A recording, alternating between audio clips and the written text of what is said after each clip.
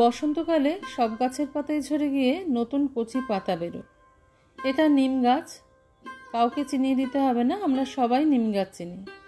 তো ছাদের মধ্যে টবে একটা নিম গাছ আছে, সেটার দেখো পাতাগুলো ঝরে গিয়ে কচি কচি নিম পাতা বার হচ্ছে, হলুদ হয়ে গেছে কিছু পাতা। তো সেখান থেকে আমি কিছু নিম পাতা আজকে তুলে নিয়েছি, তোমাদের সঙ্গে সেই রেসিপিটাই শেয়ার করব। আর নিম গাছের ঠিক তলায় দেখো পুদিনা পাতার গাছ হয়েছে। এই পুদিনার একটা রেসিপিও আমি তোমাদের সঙ্গে শেয়ার করে দেবো পরে। সেই নিম গাছ থেকে নিম পাতা তুলে এনে আমি ধুয়ে নিয়েছি। আমার হাতটা অবশ্যই ভালো করে ধোয়া আছে, কারণ এটা একটা হেলদি হ্যাবিট। শতাব্দীজ কিচেনে তোমাদের সবাইকে স্বাগত। নিম বেগুন এই বসন্তের প্রথমে যদি তোমরা খাও, দুপুরবেলা খাবার সময় প্রথম পাতেই যদি তোমরা নিম বেগুন খাও, তাহলে সেটার উপকারিতা কারোর অজানা নেই। নিম পাতা আমাদের শরীরের পক্ষে ভীষণ উপকারী। স্কিন ডিজিজ থেকে শুরু করে ডায়াবেটিস, এমনকি এই সময় বসন্তের যে রোগগুলো হয়, হাম পক্স, এগুলোও প্রিভেন্টিভ। তো আমি এখানে একটুখানি সর্ষের তেল একটা কড়াইতে গরম করে নিয়েছি।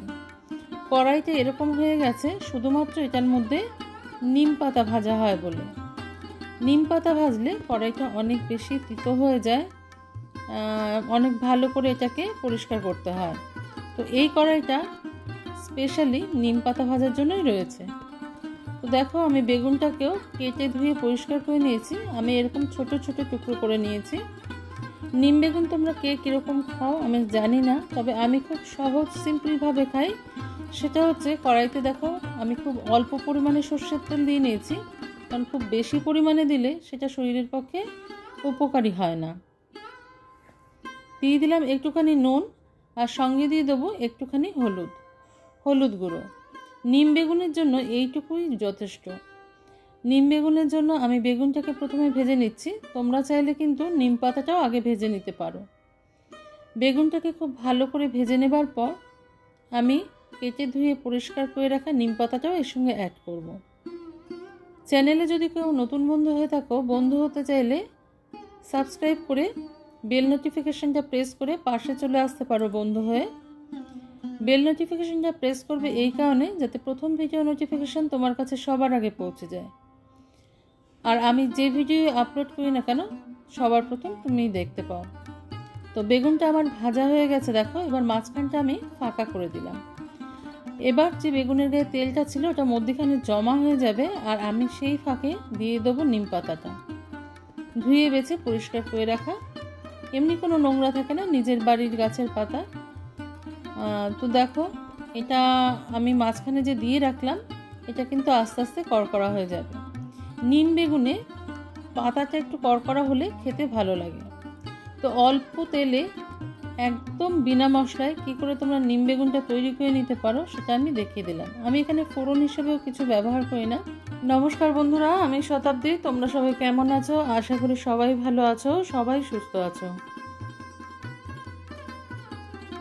দেখো আমি নিম পাতাটাকে মধ্যখানে দিয়ে আস্তে আস্তে করে ভেজে নিচ্ছি। এটা আস্তে আস্তে একটু সময় ধরে ভাজতে হয়, যেহেতু কম তেল, সেহেতু সময় ধরে ভেজে নিলে কিন্তু এটা অনেকটা কড়কড়া হয়ে যায়। তো একটু বেশি তেল দিলে শরীরের পক্ষে ক্ষতিকারক, সেই জন্য আমি এটা কিন্তু সেইভাবে তৈরি করিনি বা করি না। তো নিম পাতাটা আমি আস্তে আস্তে কিছুক্ষণ সময় ধরে ভেজে নেব। নিম পাতার কত যে গুণ আছে সেটা বলে শেষ করা যায় না। তো তোমরা সবাই হয়তো জানো। তো নিম পাতাটা আমি একটুকাল ভেজে নিয়ে পুরো বেগুনের সাথে এটাকে মিশিয়ে নেব। নিম পাতা যদি কেউ খালি পেটেও সকালে খায় সেটাও খুব উপকারী, তবে খুব বেশি দিন সেটা কন্টিনিউ করা যায় না। নিম বেগুন ভাজার যে একটা গন্ধ আছে না, সেটা খুব সুন্দর ছাড়ে। তবে যারা তিতা খেতে পছন্দ করো তাদের জন্য সেটা, যারা পছন্দ করো না তাদের জন্য নয়। তবে আমি বলবো যে যারা একদমই খাও না, অল্প অল্প করে অবশ্যই খাবে, এটা শরীরের পক্ষে ভীষণ উপকারী। তো আমি এইভাবে সমস্তটাই মিশিয়ে নেব। মিশিয়ে নিয়ে একটু কড়কড়া করে ভেজে নেব। কড়কড়া করে নিম পাতা ভেজে নিলে, বেগুন ভেজে নিলে গরম ভাতের সঙ্গে প্রথম পাতে খেতে কিন্তু খুব ভালো লাগে। এতে কিন্তু মুখের রুচি ফেরে, সিজনাল যে ফিভারগুলো হয় সেগুলোর হাত থেকেও আমরা বাঁচতে পারি। নিম পাতাটা আমার ভাজা হয়ে গেছে। দেখো আমি একটা প্লেটের উপর একটু তুলে নিয়েছি। তাহলে আজকে এই পর্যন্তই বন্ধুরা, দেখা হচ্ছে পরের দিন অন্য কোনো রেসিপি নিয়ে তোমাদের সঙ্গে। তোমরা সবাই ভালো থেকো, সুস্থ থেকো। নতুন কেউ থেকে থাকলে চ্যানেলটাকে সাবস্ক্রাইব করে পাশে থাকার অনুরোধ রইল।